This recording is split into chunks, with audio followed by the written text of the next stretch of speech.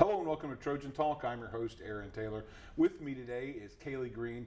She is the Executive Director of the Pike Regional Child Advocacy Center here in Troy. Kaley, thanks for joining me here today. Thank you. Thanks for having me. And we're talking about the Pike Regional Child Advocacy Center, and you have a month of fundraising activities. April is usually your big month for raising money for the Child Advocacy Center and bringing awareness to the Child Advocacy Center. We're going to get into some of those fundraising activities. Some of them sound pretty fun and good opportunities to get out and break a sweat. But before we do that, let's let folks know what it is they're going to be helping out, because the Child Advocacy Center is an important resource in this area, not just, even though it's located in Troy, it's not just for Troy, but talk a little bit about what the CAC does and why it's necessary for it to have here in the community. Sure, thank you. So the Child Advocacy Center, we are mainly located here in Troy, but we do service 4 counties: Barber, Bullitt, Coffee, and Pike. And the main goal of the Child Advocacy Center is to service children in a child-friendly environment while they are dealing with a crisis situation. So we service victims of child abuse, sexual, physical, and severely neglected children. And all of our services are free. We have 2 satellite locations as well. We have one location in Eufaula that's located in a church, and then we have a location in Enterprise as well that's in a partnership with the Enterprise Police Department. So like I said, all of our services are free, so any fundraising efforts that we have now throughout the month of April and throughout the year, all of those efforts go towards ensuring that the services to our children and families continue to be free. We also work off of grants, so those grants aren't always guaranteed throughout each and every year, so fundraising is extremely important for us. And a lot of people may not even be aware that the center exists because they've never had to make use of it. Right. But one of the things about it is that this is a facility that is there for children at a time when they need it the most. And you talk about it being child friendly, but you're looking, when y'all bring a child in, they usually are in a situation, probably one of the worst moments of their life. So that's important for this facility to be there, right? Oh, definitely, of course. Abuse in any form is very unfortunate for any family to have to deal with. And abuse knows no race, gender, or color. And like I said, families are in crisis situations when they're having to come to us, and we have a multidisciplinary team that we work with, law enforcement, the Department of Human Resources, the District Attorney's offices, our medical team, and we work with each of those entities in all 4 counties that we serve. So it's not just us at the Child Advocacy Center that are helping these families and children out. It's a whole team of people working together to ensure that these families and children are getting what they need in a time of crisis.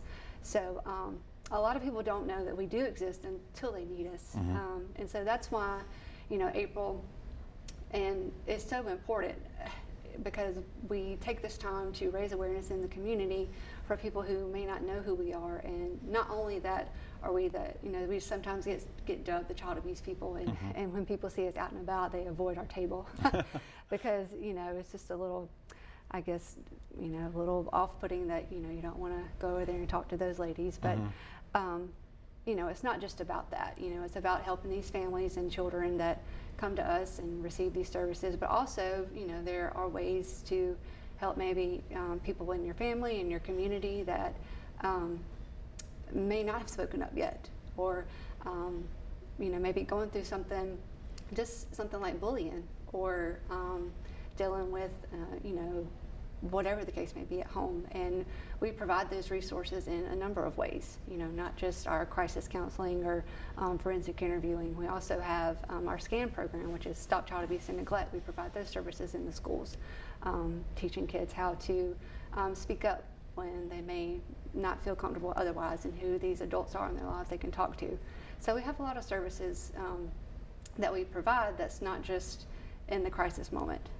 And of course, all of those with the help of the community to continue going on. Let's talk about fundraising efforts. And one of the first ones, and one of the ones that you see around town and you see on the display here behind us, the ribbons and the pinwheels. Talk about the significance of the ribbons and the pinwheels there. So the blue ribbon there I believe it was in the 80s.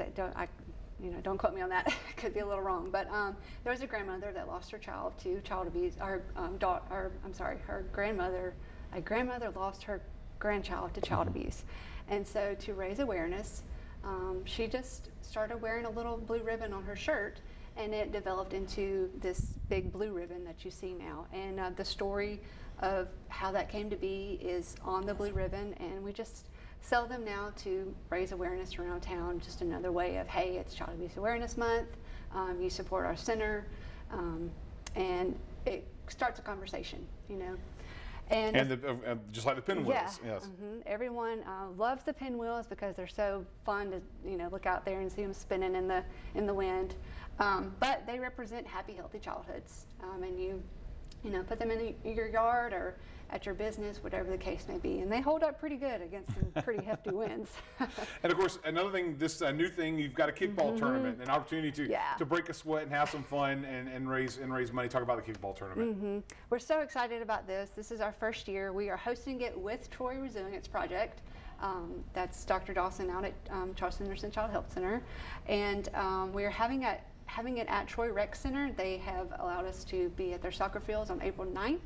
It's from 9 to 4. Kids and adults, please, everybody is welcome to join us. We're not, asking for just kids or just adults. Everybody can come out and play. And we're just trying to, raise funds, raise awareness for, us and the kids. It's $50 for a kids team, $150 for an adult team, 6 to 10 players.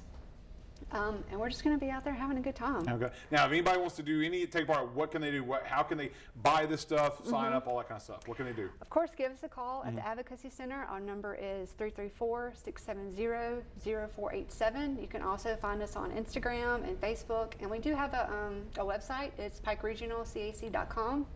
And also, there's a QR code on the flyer if you see the flyer around town, or if you see it on social media. You can just scan the QR code, sign up on the Google form, and please take part. Yeah. All right. Well, here's hoping a lot of folks take part in the kickball, buy some ribbons, buy some pinwheels. Good luck with fundraising this month. Kaley, thanks for joining us. Thank you. And thank you for joining us on today's edition of Trojan Talk. Thanks.